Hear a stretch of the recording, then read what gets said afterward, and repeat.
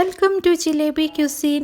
ഇന്ന് ചെയ്യുന്നത് ഒരു വെഡ്ഡിങ് സ്പെഷ്യൽ ഫ്രൈഡ് റൈസ് ആണ്. ഞങ്ങളുടെ ആ സൈഡിലോട്ട്, അതായത് പത്തനംതിട്ടയിലൊക്കെ, അത് ബാക്കി സൈഡൊന്നും എനിക്ക് അത്ര ക്ലിയർ ആയിട്ട് അറിയത്തില്ല, എങ്കിലും അവിടെയൊക്കെ കല്യാണത്തിന് സെർവ് ചെയ്യുന്ന ഒരു ഫ്രൈഡ് റൈസ് ഉണ്ട്, സ്പെഷ്യലാണ്.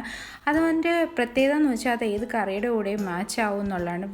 വെജ് കറി ആയാലും നോൺ വെജ് കറി ആയാലും അത് ചേർന്ന് പോവും. അത് നമ്മൾ കടയിൽ നിന്നൊക്കെ വാങ്ങിക്കുന്ന ആ ഫ്രൈഡ് റൈസുമായിട്ട് ഒരു സാമ്യവും ഇല്ല എന്നുള്ളതാണ് അതിൻ്റെ വേറൊരു പ്രത്യേകത. അപ്പോൾ അത്രയും ടേസ്റ്റി ആയിട്ടും വെറൈറ്റി ആയിട്ടുള്ള ഒരു വെജ് ഫ്രൈഡ് റൈസ് ആണ് ഇന്നത്തെ റെസിപ്പി. ഈ ഫ്രൈഡ് റൈസിലേക്ക് ചേർക്കാനായിട്ട് 5 ചെറിയ വെളുത്തുള്ളി വേണം, ഇഞ്ചി വേണം, ഇത് നമുക്ക് ചതച്ചെടുക്കണം. അതേപോലെ ഒരു 2 വലിയ സവാള അരിഞ്ഞത്. സവാള നമുക്ക് ഫ്രൈ ചെയ്തെടുക്കണം. ഇനി വേണ്ടുന്നത് ഒരു 1/2 കപ്പ് ബീൻസും ഒരു 1/2 കപ്പ് ക്യാരറ്റും അരിഞ്ഞതാണ്, നീളത്തിൽ അരിഞ്ഞെടുക്കുക. കാരണം ഫ്രൈഡ് റൈസിലൊന്നും ചേർക്കാത്ത കുറച്ച് ഇൻഗ്രീഡിയൻസ് ഈ ഫ്രൈഡ് റൈസിലുണ്ട്. അതായത് ഈ ഹോൾ ഗരം മസാല, സാധാരണ നമ്മൾ ചേർക്കുന്നതിലും കുറച്ച് കൂടുതൽ അളവിൽ ഏലക്കയും ഗ്രാമ്പുവും ഇതിൽ ചേർക്കണം. അതായത് ഞാനിവിടെ ഒരു 8 ഏലക്ക എടുത്തിട്ടുണ്ട്, ഒരു 9 ഗ്രാമ്പു, പിന്നെ 2 പട്ട, പിന്നെ എടുത്തിരിക്കുന്നത് ബേ ലീഫാണ്. 2 കപ്പ് റൈസിനാണ് ഇവിടെ ഈ ഫ്രൈഡ് റൈസ് ചെയ്യുന്നത്. ഫ്രൈഡ് റൈസിൻ്റെ വേറൊരു പ്രത്യേകത, ഈ റൈസ് ചെയ്യുന്നത് വെളിച്ചെണ്ണയിലാണ്. ഒരു 2.5 ടേബിൾ സ്പൂൺ എണ്ണ നമുക്ക് ഒഴിച്ചു കൊടുക്കാം. എണ്ണ ചൂടായിട്ടുണ്ട്. അപ്പം നമുക്ക് ഈ എടുത്തു വെച്ചിരിക്കുന്ന ഹോൾ ഗരം മസാല ഇട്ട് കൊടുക്കാം. എന്നിട്ട് ഒന്ന് അടച്ചു വെച്ച് കൊടുക്കാം, അതൊന്ന് പൊട്ടി വരാനായിട്ട്.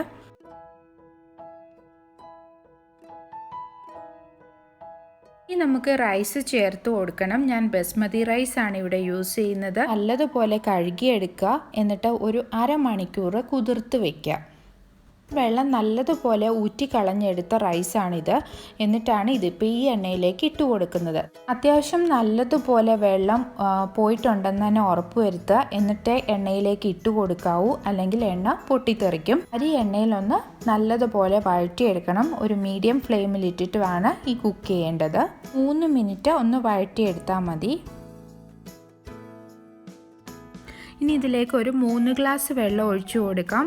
2 കപ്പ് അരിക്ക് 3 ഗ്ലാസ് വെള്ളമാണ് ഒഴിച്ചു കൊടുക്കുന്നത്. സാധാരണ ബസ്മതിക്ക് 2 കപ്പ് റൈസിന് 4 കപ്പ് വെള്ളം എന്നുള്ള ഒരു അളവിലാണ് നമ്മൾ കുക്ക് ചെയ്തെടുക്കുക. ഫ്രൈഡ് റൈസ് ആയതുകൊണ്ട് തന്നെ റൈസ് കുറച്ച് വെതറിയാണ് കിടക്കേണ്ടത്. അപ്പോൾ അങ്ങനെ ഒട്ടി ഇരിക്കാൻ പാടില്ല, ഈ ബിരിയാണിക്കൊക്കെ ഇരിക്കുന്നത് പോലെ.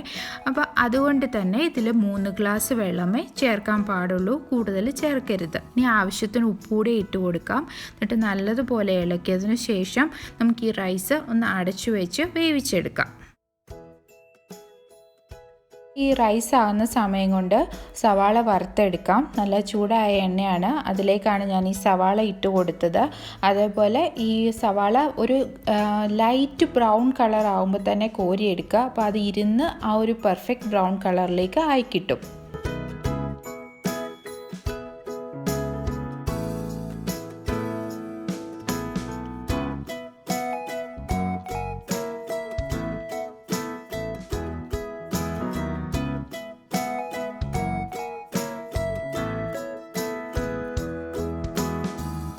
റൈസ് ആയോന്നൊന്ന് ചെക്ക് ചെയ്ത് നോക്കാം. ഒരു ഫോർക്ക് ഉപയോഗിച്ചിട്ട് ഇളക്കി നോക്കുക.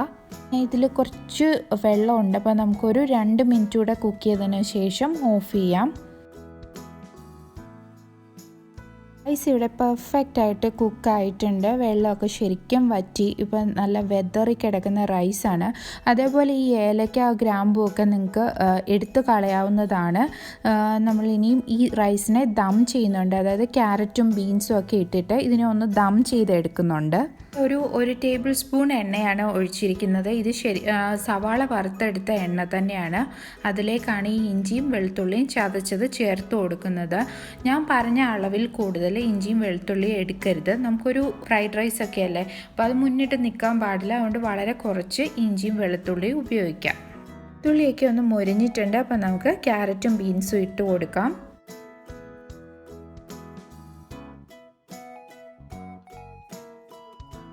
ഇതിലേക്ക് ഒരു 2 ടേബിൾ സ്പൂണ് വെള്ളം ഒഴിച്ചു കൊടുക്കാം. എന്നിട്ട് ഇതിനെ നല്ലതുപോലെ ഒന്ന് ഇളക്കിയതിന് ശേഷം അടച്ചു വെച്ചിട്ട് നമുക്കൊന്ന് വേവിച്ചെടുക്കാം. ക്യാരറ്റും ബീൻസും വെന്തിട്ടുണ്ട്. ക്യാരറ്റിനും വേണ്ടുന്ന ഉപ്പൂടെ ഇട്ട് കൊടുത്തിട്ട് നല്ലപോലെ ഇളക്കിയെടുക്കാം. റൈസ് ദം ചെയ്യണം. അപ്പോൾ ഞാൻ ഈ റൈസിൽ നിന്ന് ഏലക്ക ഗ്രാമ്പും ഒക്കെ എടുത്ത് മാറ്റിയിട്ടുണ്ട്. ഇപ്പോൾ കുറച്ച് റൈസ് എടുത്ത് ഒന്ന് മാറ്റിയാണ്. റൈസിലേക്ക് വറുത്ത് വെച്ചിരിക്കുന്ന സവാള ഇട്ട് കൊടുക്കാം. അതിന് മേളിലായിട്ട് ക്യാരറ്റും ബീൻസും കുറച്ചിട്ട് കൊടുക്കാം. ഇനി റൈസ് ഇട്ട് കൊടുക്കാം.